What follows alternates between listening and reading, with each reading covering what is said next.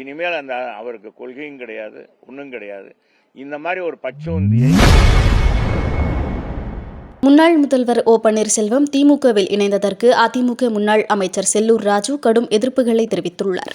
அந்த தலைவர் உருவாக்கின கட்சி, அதே மாதிரி அந்த கட்சியை வளர்த்தவர் புரட்சி தலைவர் அம்மா. அம்மாவை கொல்ல முயற்சித்தது திமுக.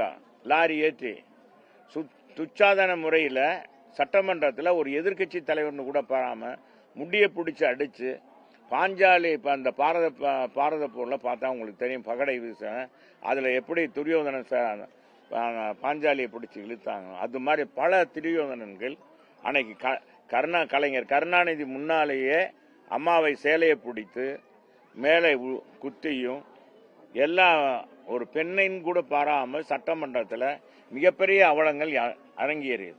ஒரு முதலமைச்சர் பார்த்துக்கிட்டு இருந்தார். அந்த கட்சியில அம்மா என்ன சொல்லிட்டு அந்த சட்டமன்றம் செத்து போச்சு, திமுகவே என் தலைவன் வழியில ஒழிக்கு வரை நான் ஓய மாட்டேன்னு வந்து பாடுபட்டார். இறுதி வரை அதுக்காக தான் இருந்தார். நான் கேட்கிறேன், இந்த ஓபிஎஸ் அவர்கள், பன்னீர்செல்வம் அவர்கள் அம்மா இருக்கும்போது திமுகவை எப்படியெல்லாம் பேசினார், இன்னைக்கு இப்படி பேசுற அளவுக்கு போறாருன்னா, இந்த கட்சியை காட்டி கொடுத்துட்டு இன்னைக்கு போறாருன்னா, இன்னைக்கு அவர் போறதை பத்தியே இல்லை, இன்னைக்கு தனி மனிதனாக மாறிட்டார். இன்னைக்கு அங்கே போறதெல்லாம் என்ன, அவர் கூட அவருக்காக ஆளுகளை என்னென்ன திமுகவில் இருந்து போர்வையில் அண்ணா திமுகவில் இருந்து விலகுகிறார்கள்.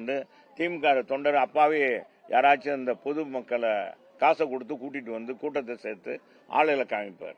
எனவே ஓபிஎஸ்னுடைய அரசியல் வாழ்வு அஸ்தமடித்து விட்டது, முடிந்து விட்டது என்பதுதான் இதன் நிதர்சனமான. இனிமேல் அந்த அவருக்கு கொள்கையும் கிடையாது, ஒன்றும் கிடையாது. இந்த மாதிரி ஒரு பச்சோந்தியை அதிமுக எங்களை வந்து நாங்கள் பார்த்து விட்டோம். 2021 செய்திகளை உள்ளது உள்ளபடி தெரிந்து கொள்ள ரெஃப்ளெக்ட் நியூஸை சப்ஸ்கிரைப் பண்ணுங்க.